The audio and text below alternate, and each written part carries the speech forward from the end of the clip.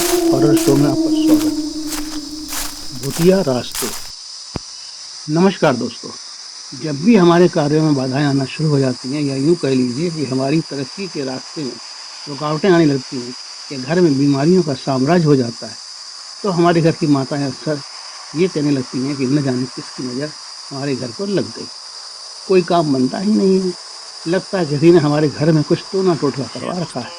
लगता है हमारे घर में किसी प्रेत का साया मंडराता रहता है जो कोई भी काम बनने नहीं देता, जबकि ऐसा कतई नहीं होता।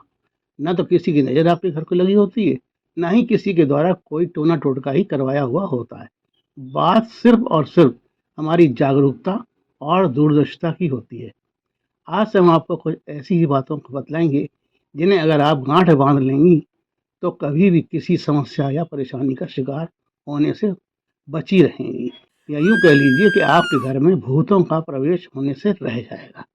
तो अब शुरू करते हैं एक नए भूतिया रास्ते। आज के एपिसोड में हम भूतों के प्रवेश के उस रास्ते के बारे में बताएंगे जिसे हम सब जानते हुए भी अनजान बने रहते हैं। फिर कहते हैं न जाने किसकी नज़र हमारे घर को लग गई, पता नहीं किसने हमारे परिवार में टोना टोटका करवा दिया, जिस वजह से घर में कोई ना कोई सदस्य हमेशा बीमार ही पड़ा रहता है। न घर में अच्छा खाने को है, न हंसी खुशी का माहौल। पता नहीं कौन हमारे घर की खुशियों को खा रहा है। ऐसा कुछ नहीं है। न किसी ने कोई टोना टोटका करवाया है, न ही किसी की नज़रें आपके परिवार को खा गई हैं।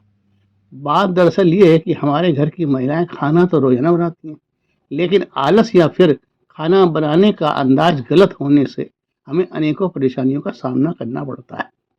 हमारी माताएं बहनें अक्सर रात को गुथा हुआ आटा जो बच जाता है और उस गुथे हुए आटे को किसी कटोरी में भरकर फ्रिज में रख देती हैं, यह सोचते हुए कि फ्रिज में रखने से आटा खराब ना होता है। नहीं, ऐसा नहीं है। गुथे हुए आटे में बहुत जल्दी खमीर के जीवाणु पनपने लगते हैं और ये जीवाणु चाहे कितना भी कम टेम्परेचर हो फिर भी बड़ी तेजी से बढ़ते हैं, जो कि हमारे स्वास्थ्य को खराब करते हैं। साथ ही ये रहस्यमयी शक्तियों को भी आमंत्रित करते हैं। आपने देखा होगा कि जब पंडित जी पिंड दान कराते हैं तो वे आटे की लोई बनवाकर पानी में तर्पण करवाते हैं। तो ये बचा हुआ आटा एक प्रकार से पिंड बन जाता है, जो कि हमारे घर में भूतों के प्रवेश का द्वार खोलता है।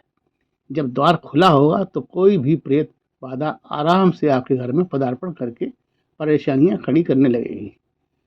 अब आप कहेंगे कि हम जो ब्रेड कुलचे या कोई भी खमीरी चीज़ खाते हैं या पकाते हैं उसमें भी तो खमीर ही पनपाया जाता है।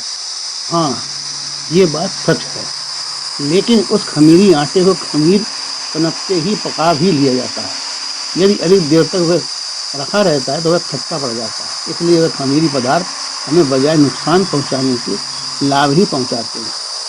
इसी के साथ कंटिन्यू मिलेंगे नए भूतिया रास्ते की जानकारी के साथ।